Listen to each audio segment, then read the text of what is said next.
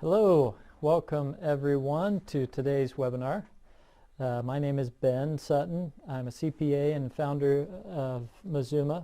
We've been in business 10 years now, trying to help small business owners all over the United States with their bookkeeping and tax and accounting needs. I'm also a small business owner just like yourself. Got a wife and 4 kids who make my life enjoyable. But I also recognize some of the challenges and struggles of owning a small business, so hopefully we can relate in that way. And today we're going to be addressing one of those areas where, as a small business owner, you get a little perk, right? You get a little benefit. There are certainly benefits to owning and running a small business, specifically in the tax area. So I'm going to share one of those with you today, and that has to do with how to make your summer vacations deductible by really turning them into a business trip, but still being able to kind of get the benefits of that time off or time away. So, a lot of us are looking for ways to write off everything we can. And really, the IRS has given us pretty broad freedoms in doing that. They say if the expense that you're incurring is ordinary for a business like yours and is necessary to run your business and to try and grow your business and build your business, then the expense you're incurring is deductible. Now, those are very broad statements, and so all we have to do is show how the expenses we're incurring, the things we're paying for, fall under that ordinary and necessary category, so that we can write off all of the expenses possible. And so today, as we talk about summer vacations at face value, if you're just going on a trip with your family or by yourself, of course that's not a business deduction, unless it has a business purpose, unless the majority of the days that you spend away from home have a business purpose. Okay, so your first objective is to find business activities that you can engage in when you are on vacation, when you're away. And really, these things need to be planned out ahead of time, right, so that you can really meet that business purpose requirement. So let's say you're going to take a trip and you're going to fly to Chicago, and you happen to have, say your brother or sister live in Chicago, and you're going to go visit them for a few days. So how can you turn that into a business trip? One of the common business activities that people travel for is for conventions or seminars. So all over the country at any given moment, there's often a training seminar or an education seminar centered in these large city areas like Chicago, Los Angeles, New York, things like that. So what might be happening in that city or around that city that you could so that you could attend a business seminar, an educational convention of some kind, to further your business interests, to learn more about your business and improve it. Because doing that, traveling and going to a seminar, is ordinary. It's common for all businesses to do, and necessary for many businesses to do in order to learn what it means to be in business and how to do better in the business. All right, so finding a convention or a seminar in the area where you are traveling to can make that, can fulfill the business purpose, at least for one day that you're there. The next common reason for travel is to visit customers or clients that you may have, right, or potential customers that you might be going after. So if you can find maybe a a contact that you want to make in that area, and strike up a conversation. Or if you already have a contact there, set a meeting where you can meet with them and strengthen your relationship and do some business, right, while you're there with a client or a customer. So that's a great way to turn another day into a business travel day. The third way that I've got here is to meet with vendors. So similar to customers or clients, you may have vendors, people that you're buying from, or people that you may want to buy from, right? Prospective suppliers or vendors that you could visit. And of course, they will always welcome you into their facility. And if you can, have a meeting with them, go out to lunch, and strengthen your relationship, then that fulfills the standard of a business activity, and therefore would turn that day into a business day while you're out of the office.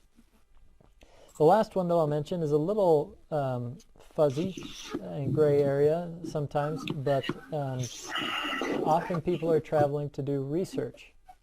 I know of some realtors that will travel to research property prices and activity in that area. Maybe they'll meet with some other realtors in that city and find out the movement in the market and what's happening, and maybe consider that area leading indicator for their market. So there's lots of opportunities for research that you can do. It just needs to be legitimate, and it needs to be tied to furthering your own business interests. Okay, and so research is another way to make your trip, your time away from home, a business day. All right, so we've got those 4 categories: conventions or seminars, clients or customers, vendors, or research. Those are 4 ways that you can turn a day traveling away from home into a business day. Those can be business activities that turn that day into a business day, business travel day. So we're working towards our requirement. So the requirement to write off these expenses that you incur in the process of doing business away from home is that the majority of the days that you spend away from home need to be business days. Okay? So if you're going to be away from home for a week, then at least 4 of the days that you're away from home need to have one of those 4 business activities involved in them. All right? Now, one of the key secrets and benefits here is that weekends count as business days just by default. So in my scenario of being out of town for a week, you technically only need to have 2 weekdays where you've spent doing business. So you might do business, you might go to a convention on Friday, right? So that's 1 business day. Saturday, Sunday are weekend days, so they count as business days. And then on Monday, you go meet with a client or a customer, right? So that's you've automatically achieved 4 business days away from home, and therefore you've got 3 more days, Tuesday, Wednesday, Thursday, to where you're not required to engage in business activities. All right, you've already met the requirements since you've done a majority of the days in business for that trip to be written off. All right, so what does that mean necessarily, writing off the trip? It means now that you've achieved those majority of the days as business, you can write off your plane ticket, your travel costs, your lodging, half of the meals while you're away, and basically all the incidental expenses that you incur in the process of traveling. So one of the questions that often pops up at this point is, what about if I bring my wife and kids with me on this trip? And do I get to write off everything for them also? And unless they are engaging in the business with you, then the answer is no. You can't write off all of the expenses associated with them, but you'd still get to write off your plane ticket, assuming they're all staying in your hotel room. That's the same hotel room that you would have paid for if you were by yourself, most likely, right? So you still get to write off all the hotel room, and of course the taxis or the rental car that you have to pay for in the process. Yeah, your kids or family might be riding with you, but it's the same car that you probably would have rented if you were by yourself. So you still get to write off a lot of expenses, just not their specific plane tickets and not their meals either would kind of be the general rule. And souvenirs or incidentals that you're paying for just for them would not be deductible. All right. So that's kind of a quick summary of how to get those perks, get those benefits of being a small business owner, and get, it's kind of a small price to pay to attend a seminar, to meet with a client, do some research in order to justify writing off those expenses. Some other things to just keep in mind as you are executing these trips. You want to make sure that it really does have substance behind it. You should plan ahead of time to attend a convention or seminar, or reach out to that client or vendor ahead of time and set up a meeting with them to more firmly establish the fact that you do have a business purpose for going to this location.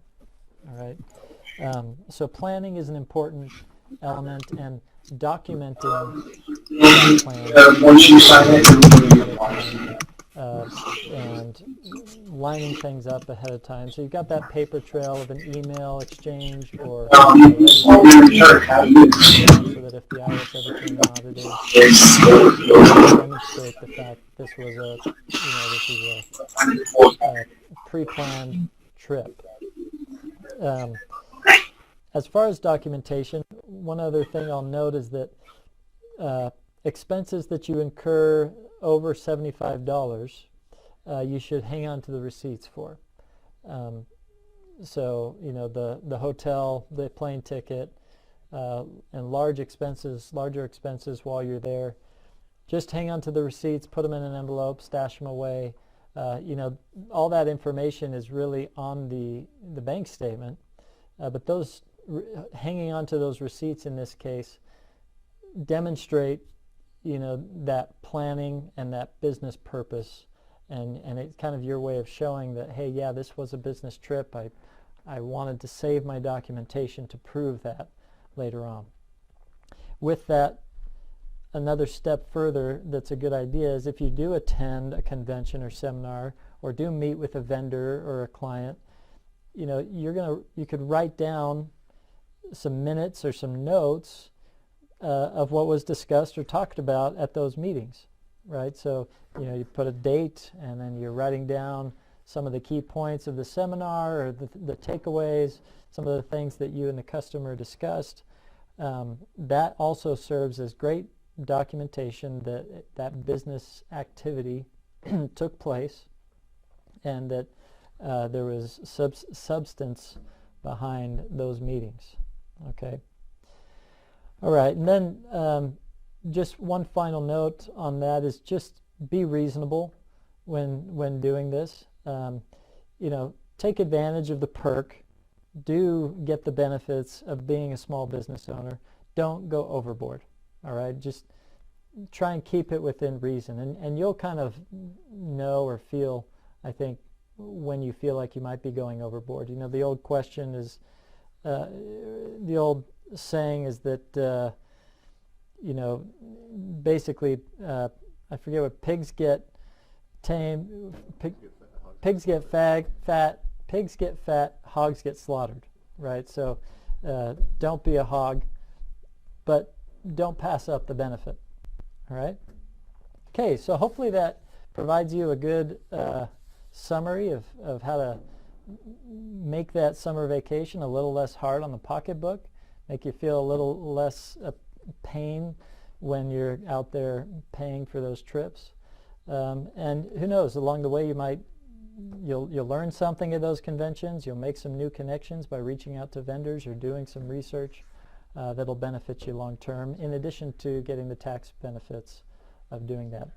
One other thing, so basically what that means is you can pay for those expenses through your business bank account, right? And run those expenses right through your business bank account and let them be deducted on your tax return.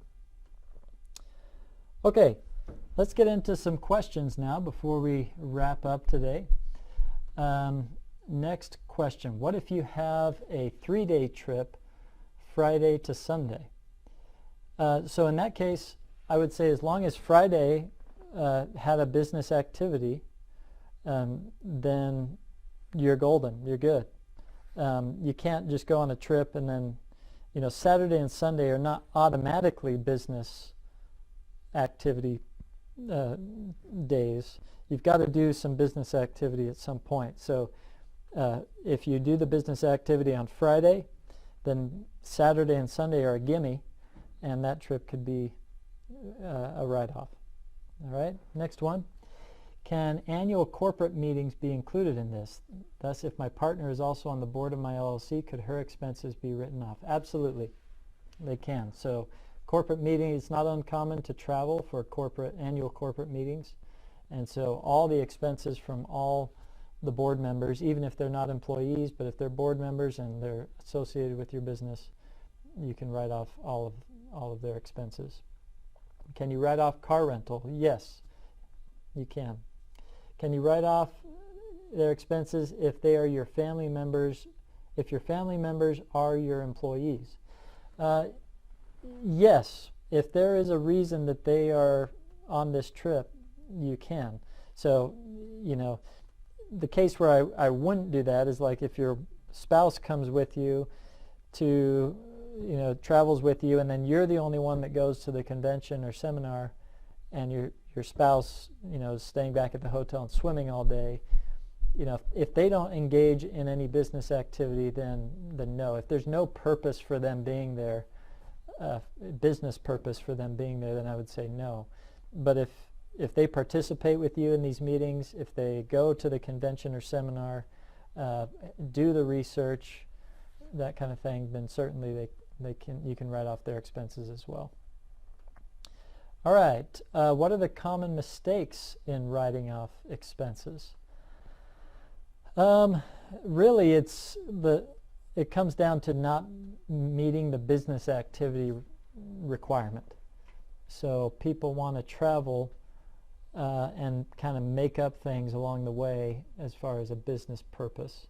Like they're super light on the research that they're doing. Like, I'm a realtor, so anywhere in the country I travel, I'm doing research anytime, at all times, right? No, you need to kind of have a plan, a predetermined, premeditated, if you will, purpose. And so I'd say that's where the mistakes are. I rarely see mistakes in what's being written off, because once you're on the trip, almost everything applies, assuming you're not buying expensive souvenirs or personal clothes or things like that have nothing to do with the trip. But so I'd say that the mistakes really come around not planning the business activity well enough.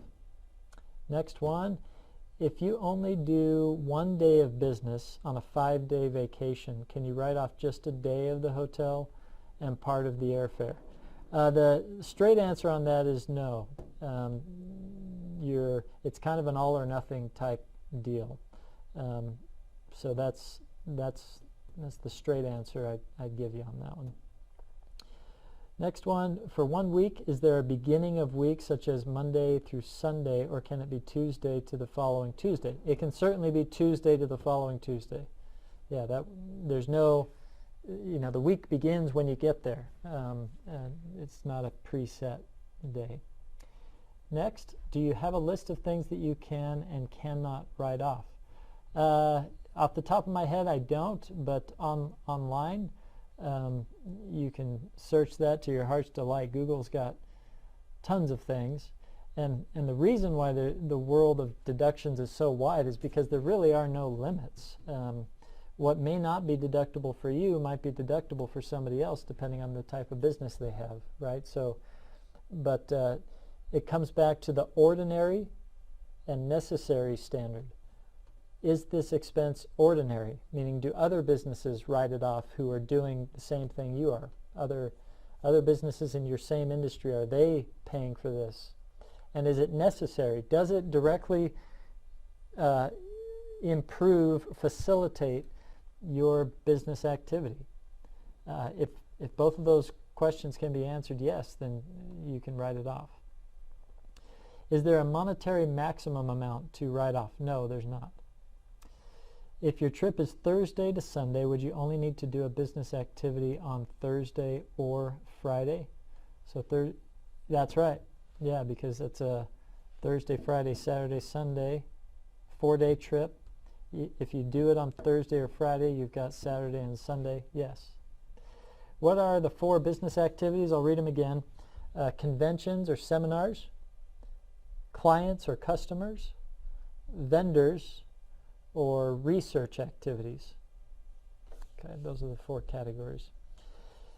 Next, is that majority the same if you have rental property that you have to travel to get there? Yes, I would say that majority rule, where the number of days have to be business, the majority of days have to be have business activities in them, even if it's a rental property that you're traveling to. Will there be a future session around how to properly pay your family who are not directly employed by your LLC? Yeah, we've got other Q&A or other webinars that we do on different topics. Of course, anyone who signs up with Mazuma gets to participate in our straight Q&A discussions where you can ask any question and get an answer to, and also get answers from our bookkeepers here. So we may or may not do a future session on that specifically. But next question, what if I go on a weekend business trip for promotional reasons, like a photo shoot or for social media, and a business meeting with board members? That sounds great. That sounds great. Write it off. Can you write off personal retreats? Kind of the sharpening the saw time. Generally, I'd say no. That gets just in the hog category a little bit. But if you can, again, combine business, like business meetings that you're doing, then, or, if you are a business owner and you're conducting some clients, you're hosting some clients on a retreat, something like that would be deductible. But if it's just you saying, I need a break and I need to get away for a while because it will help me be a better business owner, then that's probably going too far. Next one, if you are vacationing with family and rent a house for a week on the beach where you are having a meeting with vendors, would you just use a percentage of the rent paid? Well, if every day, if you meet the majority requirements, then I don't know that you would have to use a percentage. If the majority of the days that you are there are business activities, then I don't know necessarily why you would have to pare that back, unless you're alluding to the fact that you wouldn't be renting a house if it wasn't for the fact that your family was with you. You'd be renting a hotel room. So in that case, I suppose you probably would. It probably would be safer to cut that back a little bit, and maybe use a percentage if the house is super expensive, and you don't need that for the trip necessarily. All right, which is more advantageous when writing off a trip, LLC or a corporation? There's no difference. LLCs and corporations are able to write off the same things. So no difference between the entity type. Next one, for all this, one must use their business credit card or business debit, or can you use personal? You can use personal, but we never recommend using personal. It's always better for business related to justify the business expense. You want to use a business account, credit card or bank account. But you can still deduct it if you use your personal account. Next one, 50% of the time needs to be business during your stay. Not necessarily. The majority of the days have to contain business activities. Okay, so that's how that works. It's different than 50% of the time. It's the majority of the days have to contain business activities. What's the maximum annual amount I can write off for advertisements? Well, we're not addressing advertisements in this one, so I'm going to skip that. For a 9-day trip, I drive for 2 days, have a legitimate business meeting on the 3rd day, hang out for 4 days, and drive back over 2 days. Would this count for a business trip? Or, for example, do the travel days count as business days? Generally speaking, I don't believe so. You can't prolong the days and have them count as business. It's the business activities have to occur on the days. Next one, can we book a trip for exploring a new market? You certainly can. That sounds like if you've got a plan and a real business plan about possibly breaking open a new market, and you've got a set of parameters that you're going to follow to do the research and to get answers to your questions, and you document that, definitely. I'm going to skip that question because it doesn't have to do with the travel. If you're a single member LLC, then can you write off an annual trip for setting out a yearly plan? You answered that you can have a corporate meeting, but if I'm the only member of the LLC, is it ordinary necessary to travel for that type of yearly meeting? No, it's not, is it? Right? You kind of answered that question. So it's not for just you to travel. It's not going to be ordinary and necessary to develop your business plan. If you needed to meet with somebody else while you were there to help you do it, a partner who lives there or an advisor who lives there, and you actually do meet with them and get advice from them along the way, then that could work. Okay, we're coming up on the end of our time here, but I'll try and get to these last couple questions. If I'm on a trip from Friday through Monday, how many days or hours must be related to the business? So Friday through Monday, if business activities occur on Friday or Monday, then you've met the requirement. The Saturday and Sunday are a gimme, so you will have met 3 out of 4 of those days. So you just need to make sure Monday or Friday have a legitimate business activity occurring. All right. Some of these expenses came from my personal account. Can I still deduct them? Yes. And last question we've got time for is right now, if I travel to another state with my family to test the waters for my service, to see if there's interest, and make sales calls each day and end up working on the road, can I write off my expenses during that trip? Yes. That sounds legitimate. So you're going there to make some sales calls while you're there, and you're working while you're there. Yeah, your family's riding along with you, but you'd still be going anyways, and you're fulfilling that business activity requirement. Now, are my family's expenses, like their meals, or their portion of the hotel room a legitimate expense.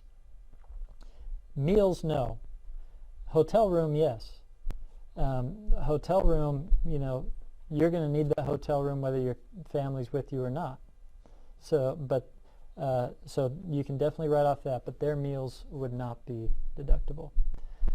All right, so that's all we've got time for today. So thank you very much for attending. I hope this was beneficial for you.